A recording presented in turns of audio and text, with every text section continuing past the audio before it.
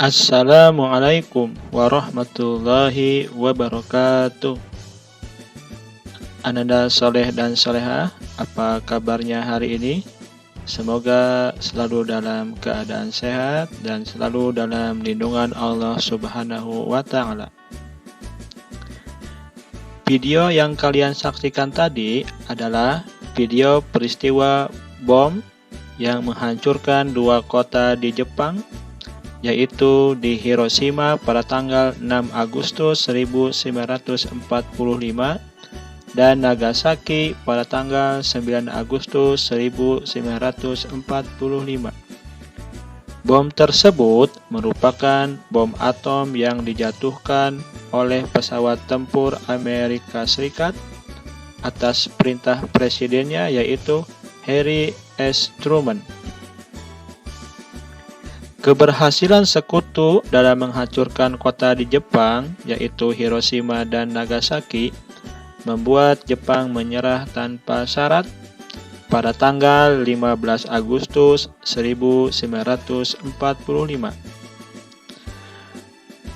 Pada kesempatan inilah bangsa Indonesia memproklamirkan kemerdekaan Indonesia pada tanggal 17 Agustus 1945.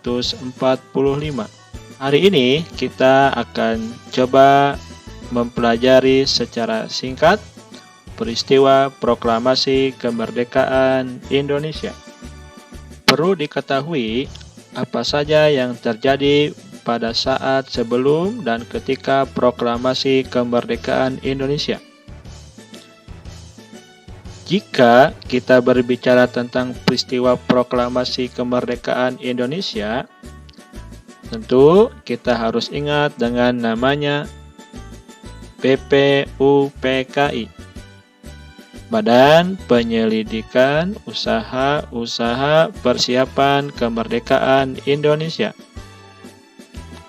Dalam bahasa Jepang, BPUPKI disebut dengan Dokuritsu Junbi Chosakai. BPUPKI dibentuk pada tanggal 1 Maret 1945. Tujuannya untuk mempelajari dan dibutuhkan dalam membentuk negara Indonesia merdeka. BPUPKI beranggotakan 63 orang dengan Dr. Rajiman Widyodiningrat sebagai ketuanya dan Panji Suroso sebagai wakilnya. Kala itu, para anggota BPUPKI mengadakan sidang untuk mengusulkan rancangan dasar negara. Pada sidang BPUPKI, ada 3 tokoh yang mengusulkan dasar negara. Yang pertama ada Muhammad Yamin yang mengusulkan pada tanggal 29 Mei 1945. Kemudian Supono di hari berikutnya 30 Mei 1945. Kemudian ada Soekarno yang mengusulkan pada tanggal 1 Juni 1945. Selain itu, anggota BPUPKI membentuk panitia untuk merumuskan dasar negara sesuai usulan dalam sidang BPUPKI yang diberi nama Panitia 9. Panitia 9 beranggotakan 9 orang. Panitia 9 diketuai oleh Soekarno dan wakilnya Muhammad Hatta. Pada tanggal 22 Juni 1945, Panitia 9 berhasil merumuskan dasar negara yang disebut dengan Piagam Jakarta atau Jakarta Charter.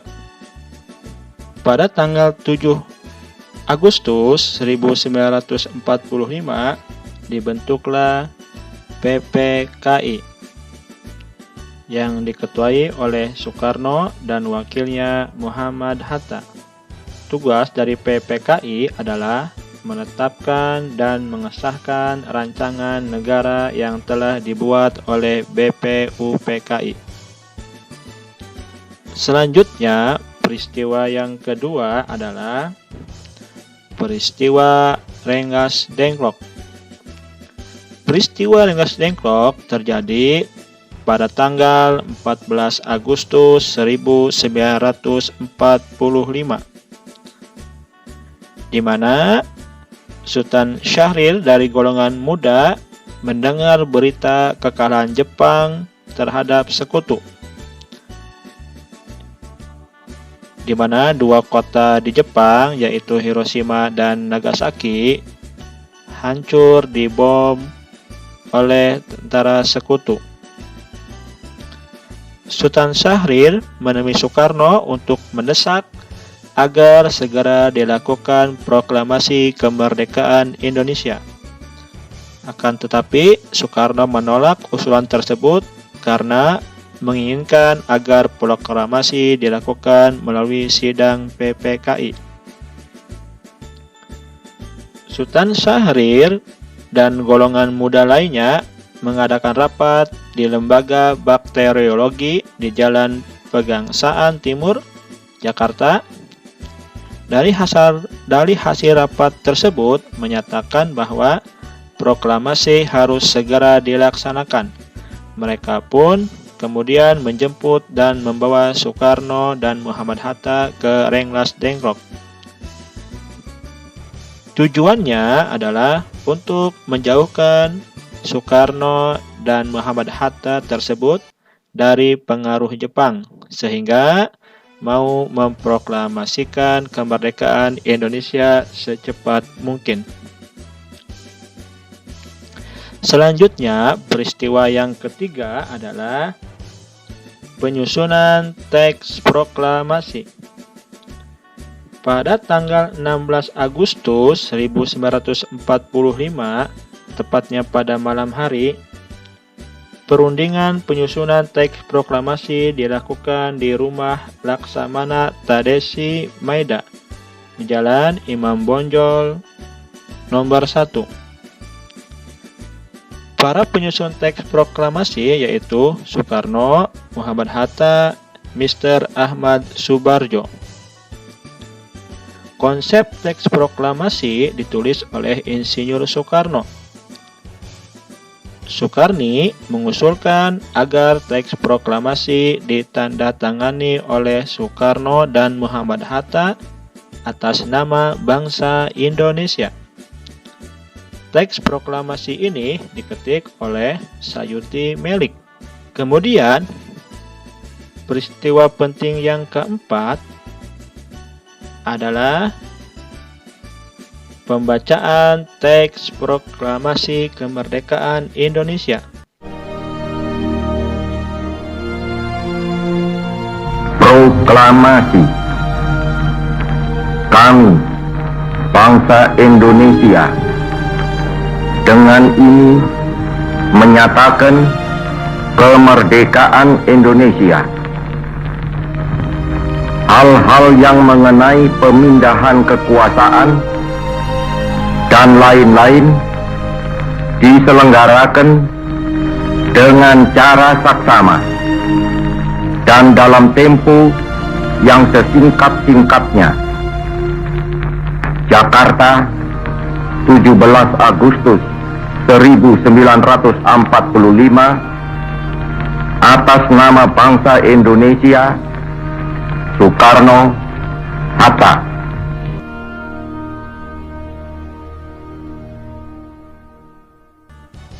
Pembacaan teks proklamasi ini dilakukan di Jalan Pegangsaan Timur, nomor 56, Jakarta. Acara pembacaan naskah proklamasi ini dimulai pada pukul 10 pagi oleh Soekarno didampingi oleh Muhammad Hatta. Kemudian dilanjutkan dengan pengibaran merah putih oleh Latif Hendra Diningrat, Suhud, dan Trimurti. yang diiringi lagu Indonesia Raya yang diciptakan oleh W.R. Supratman. Adapun bendera merah putih tersebut dijahit oleh Ibu Fatmawati. Demikian sejarah singkat tentang kemerdekaan Indonesia. Nah, tahukah apa makna penting proklamasi kemerdekaan bagi bangsa Indonesia? Proklamasi memiliki makna penting bagi Indonesia. Yang pertama, sebagai puncak bagi perjuangan Indonesia.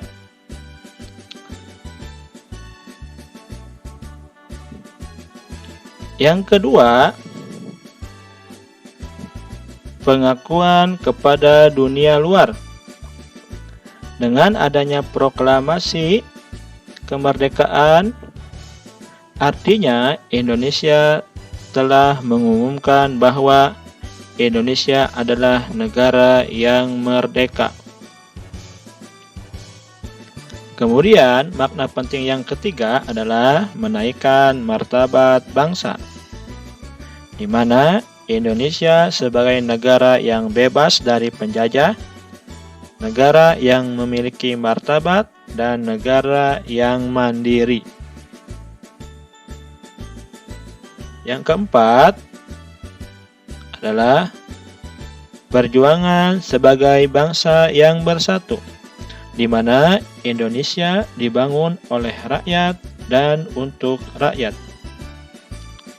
Terakhir, makna penting proklamasi kemerdekaan adalah tonggak sejarah negara Indonesia, di mana awal dari kemerdekaan Indonesia yang terbebas dari belenggu para penjajah. Demikian untuk materi hari ini. Untuk selanjutnya, kegiatan hari ini adalah membaca teks proklamasi, kemudian dokumentasikan dalam bentuk video. Membaca teks proklamasi dan dokumentasikan dalam bentuk video. Jangan lupa setelah itu kirim kepada wali kelas masing-masing. Terima kasih.